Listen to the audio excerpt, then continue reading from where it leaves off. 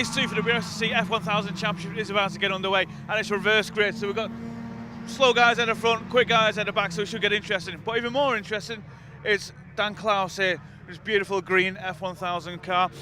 Dan, it's a purpose for this. It's for your dad's 70th birthday. Your father, Bob Clowes, he invented supercars, so you've got a good pedigree. That's right, yeah. As a family, we've been going racing ever since I was a few months old.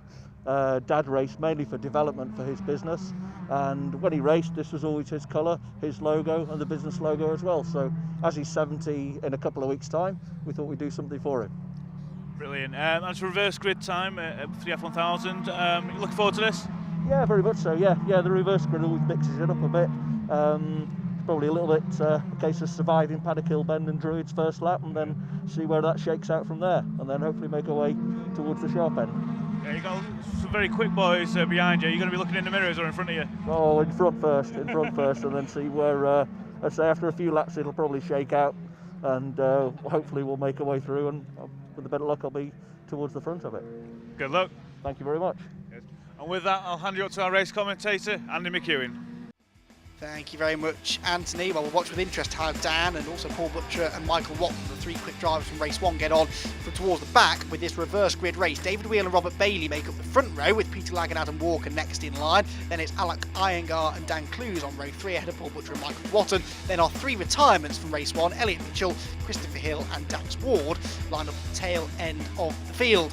Green flag waved at the back of the grid. David Wheel will actually be starting from the back, the man who was due to start on pole. He's elected to do that in his slightly slower Mark 4 car, but the lights are out, away we go, and we're on board here with Dax Ward as he heads up towards Paddock Hill Bend. That's Elliott Mitchell in front of us, so these are 2 drivers who did have mechanical issues in race 1, looking to try and make progress. But speaking of making progress, look at Dan Clowes. Dan Clowes is already into 2nd place from 6th on the grid. Brilliant stuff. There's Michael Watton diving around the outside. He's into 3rd, so both of those two making progress. It's Paul Butcher, who didn't get a great start, still stuck down in 5th place. Clowes attacks Adam Walker here, though, who is leading the race. So Walker leads, Clowes 2nd, and Michael Watton gets a better exit out of Graham Hill Bend, gets up the inside and looks set to take 2nd position away from Dan Clowes as they turn into Surtees. Yes, he does. And so Dan drops down a position, and he will be ruining that already, because with Michael Watton in front of him, is there any chance that he's going to be able to challenge him throughout the rest of the race? If Michael's pace from race 1 yesterday is anything to go by,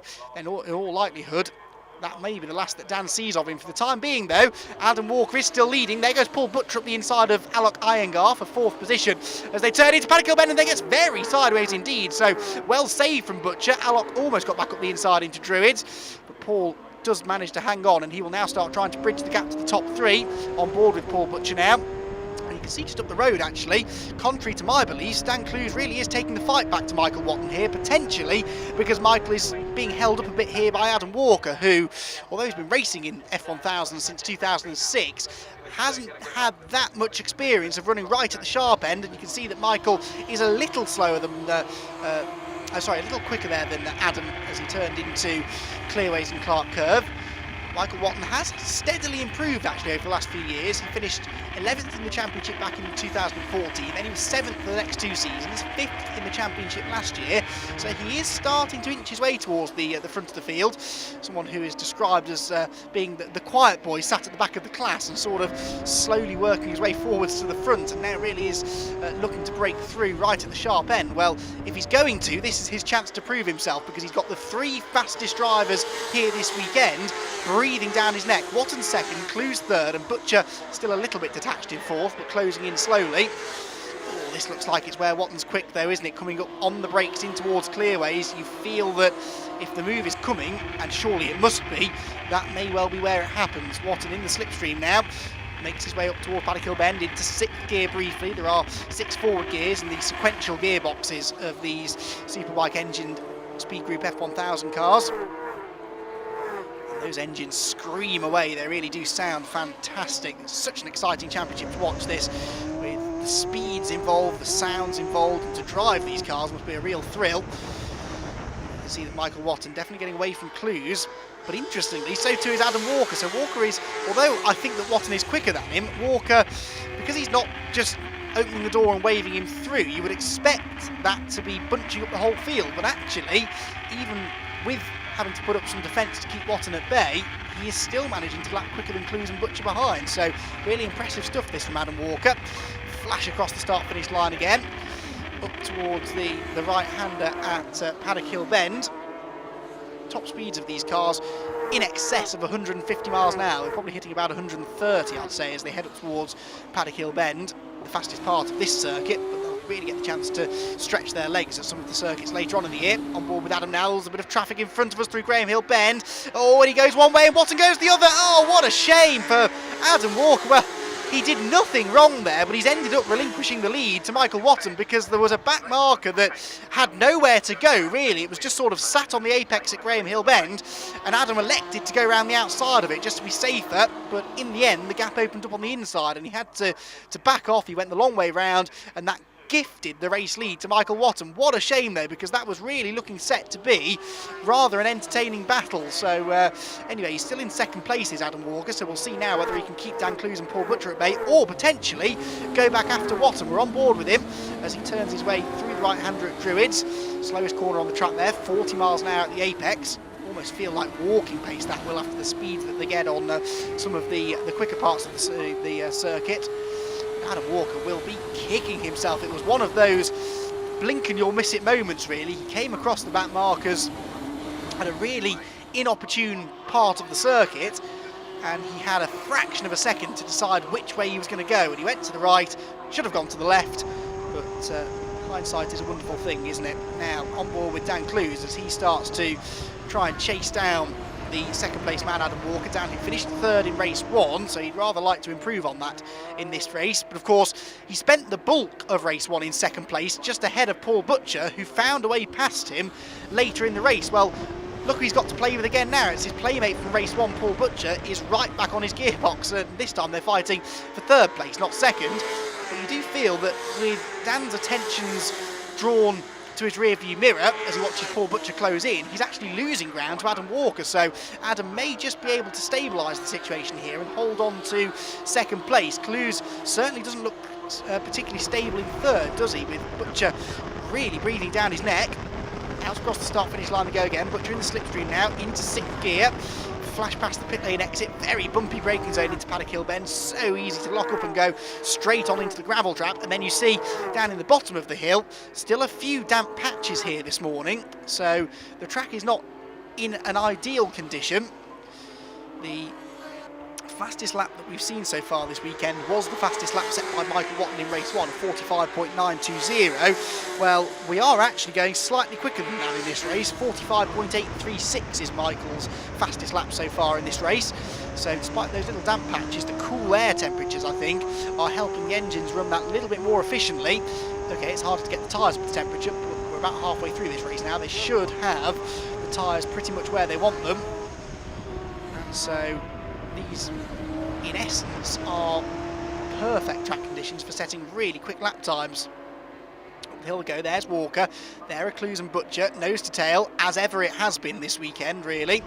They started close together in race one. They stayed close together throughout race one, changing positions late on. Down Graham Hill they go then, and Dan Clowes, we heard chatting to Anthony in the assembly area before the start of this race, and how his family has superkarting heritage thanks to his father. Well, actually Dan started racing in 125cc superkarts back in 1994, and he progressed up through the karting and superkarting ranks before moving into F1000 racing. No surprise really that is where his racing career began. He's had a lot of success though in F1000 racing. Surprising actually to think that his best championship position is fourth, but he's finished fourth the last 2 years.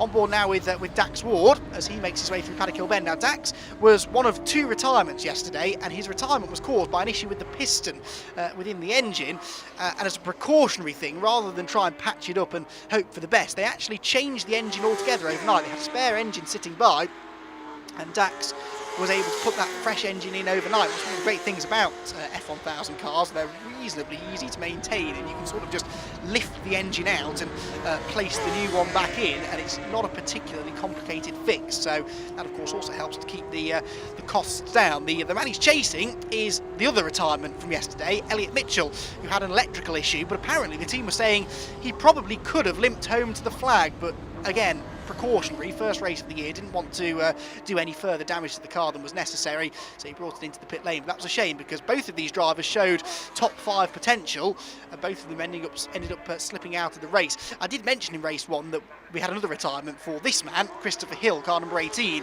That wasn't actually a retirement, but he wasn't classified from the race. That's because he was still running at the end, but he hadn't quite completed the 80% race distance that's required to be classified as a finisher. He very nearly did, but he got put an extra lap down towards the end of the race, and that meant that he unfortunately just slipped outside that 80% bracket, but he'll be hoping to pick up the speed a little bit this time around. It's fair to say that Chris, in what was his first ever car race, first ever race of any kind yesterday, did a good job just to stay on the track and not get tangled up with anybody. So good stuff from Christopher, and he will, I'm sure, get quicker and quicker as the season and even as this weekend goes on. Already his pace has improved massively in this race. So there goes Dax Ward, back down towards the left-hand at Surtees, 46-year-old from Southampton, so he's one of the few drivers who hasn't had to make a pilgrimage down south, it seems, to get here to Brands Hatch. He started racing back in the year 2000, and he has raced in F1000s for the last couple of seasons. 8th in the championship last year was Dax. Back on board now though with Paul Butcher. Dan Clowes still in front of us in 3rd place, but look at the way that Adam Walker has stretched his legs now, really been able to pull away from this fight for 3rd, so it seems unlikely that he's going to lose that 2nd place now, barring any late race dramas of course. Probably now put the curse of the commentator on him, but let's hope not. This battle for 3rd though raging on, and actually not too far behind them is Alok Iyengar as well, so it does, yeah, there you can see him, the blue number 44 car in the background, Alok. So Paul Butcher has a look at the inside. Well, that came out of nowhere, didn't it really? That was a very, very good late braking manoeuvre that was attempted, but he wasn't quite close enough. But the more these two battle, the closer Iyengar will get. So Iyengar's car still smoking slightly though, as it has been all weekend really, but it doesn't seem to be affecting the performance too much. Unfortunately, Robert Bailey's performance has been affected in a negative fashion. He is pulling in to retire, so the man who was due to start 2nd on the grid, essentially inherited pole position with David Wheals' decision to start from the back of the grid. His race is coming to an untimely end, unfortunately. Back with this Butcher and Clowes battle as he makes his way. A pair of them make their way back across the start-finish line now. Butcher had a go up here, a lap ago. Is he going to have another go? He's a bit closer this time, and yes, there it goes. Brilliant stuff from Paul Butcher. That was a great move up the inside of Dan Clowes. You could sort of see that coming though. He had a go that previous lap, realised he wasn't close enough, got a slightly better run out of the final turn that time though, got the slipstream down the pit straight, and that was a textbook bit of outbraking. So brilliant stuff from Paul Butcher. He's into 3rd place. The trouble is, I doubt that he's really got time to chase down Adam Walker in front. There's Iyengar though, so he's closed right in. This is now a 3-way scrap for 3rd, but you sense that Paul Butcher might just be able to check out here. Dan Clowes, the job now becomes keeping hold of 4th, not giving it away to Alok Iyengar behind. He will be deeply, deeply frustrated to twice now have lost a position late in the going to Paul Butcher. That could be potentially tyres, I guess. Maybe Paul's looking after his tyres a bit better. That was really all done on the brakes, wasn't it, into turn 1. But now that he's got through, he's not really been able to pull a huge gap, so these two really do seem very evenly matched. I think we're going to get lots of good dices between these two as the season goes on. Back down the Cooper straight they go. Iyengar keeping in touch with them for the time being. We'll see whether he can do anything potentially about Dan Clowes.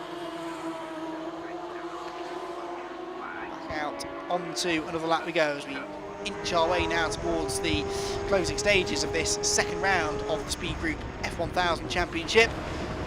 Clowes turning his way back into the right-hander, man who keeps himself fit with lots of cycling when he's got free time.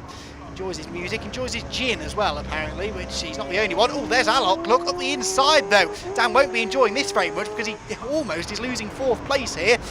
Luckily, the outside at Druids turns into the inside line at Graham Hill Bend, but Iyengar tries to go right round the outside. What a move that was! Well, Alok Iyengar, he kept his foot in it, and full marks for commitment there. Alok Iyengar is into 4th place. However, I do worry about the legality of that move, because as you may have noticed, all 4 wheels were well off the racetrack there as he completed the manoeuvre down at Graham Hill Bend. Now, that is illegal regardless of whether you're making an overtake or not, and if you keep doing it, you'll be given time penalties for exceeding the track limits. If that wasn't exceeding the track limits, I don't know what was. Add to that the fact that he gained a position in doing so, and you do fear that potentially a time penalty could be coming away of Alok Iyengar post-race. Peter Lague there waving through Michael Watton, who is heading, it seems, towards 2 wins from 2 so far. The hat-trick has only been done once. It was done last year at Silverstone by this man, Michael Watton, so if anyone can do it, he can. Surprisingly tricky to do, though, especially with the introduction of reverse grids. He really made this reverse grid look fairly easy. You do sense, though, that Adam Walker would have given him a much tougher run for his money had he not just been slightly outfoxed in the traffic. That's the experience of running at the front of the field for Michael Watton paying dividends there. Adam Walker, as I said, although he's been racing in F1000s for quite some time, maybe not always been right at the sharp end of the field. So it's things like that that you learn the more time you spend dicing for the lead and defending from people like Michael, is that even in traffic you can't afford to switch off, because if you make a mistake or get held up, the car behind will pounce and come past you very, very quickly indeed. So back across the start-finish line again, and into Paddock Hill Bend goes Michael Watton. Down the hill, plunging downhill, climbing back uphill towards Druids underneath the Brands Hatch Bridge. And the driver of car number 1 looking very comfortable in position number 1 this weekend at Brands Hatch, isn't he? 3rd gear there for Graham Hill Bend. Way up towards the left-hander at Surtees now, and Michael, who enjoys a lot of five-a-side football apparently in his spare time, is certainly keeping fit by doing that. You need to be fit to drive one of these things at full pelt, which is exactly what Michael's been doing there. The last lap board is retracted because that was the final lap, and the checkered flag now flies. So Michael Watton, a winner in round number 2 of the Speed Group F1000 Championship 2018. 2nd goes to Adam Walker.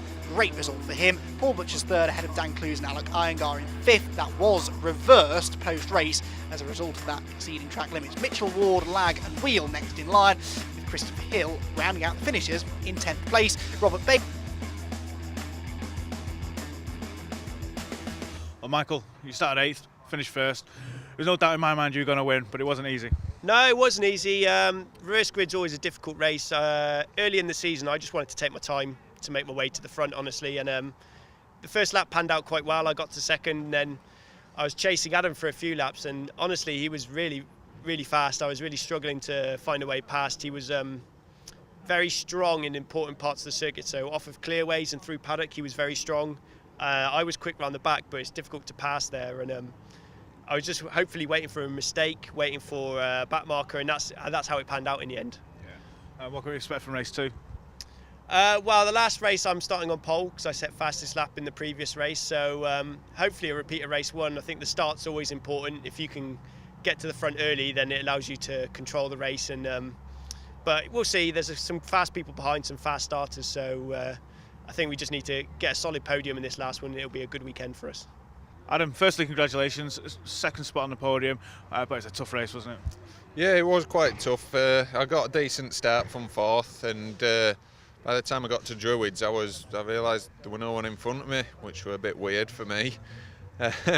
So then I could see Michael in my mirrors, and I was thinking, he's going to be coming up on me, but I managed to hold him off for quite a few laps, and then caught traffic in the wrong spot. He got by me, and then basically I just managed to stay in 2nd for the rest of the race, which pleased me. Best result I've had so far, so yeah. Well, for now, congratulations, go and enjoy it. Thanks a lot. Cheers. Well, Paul, you were looking for something better than 2nd. Unfortunately, it's 3rd this time. It's a tough race. It was. I think I said at the start that it was all going to be about the start, and Yeah, I got boxed really badly and then had to work my way through one car at a time, and Dan is never an easy person to overtake. No, and especially 6 cars in front of you at this pace as well. 92 mile an hour the average around this track. Yeah, well, that's not one of our fastest tracks. We've got a couple where we're north of 100 miles an hour, but yeah, they don't hang around, the Jedis. No, they're great to watch, and you've still got one more race this afternoon. What can we expect from you? Well, I'm hoping for a top of the podium, but I'm sure Mike has other ideas about that. A clean sweep, first, second and a third trophy to take home, that'd be nice. Oh, it'd be lovely. Yeah, absolutely. I'd certainly take that. Brilliant. Well, for now, go and enjoy. Thank you very much.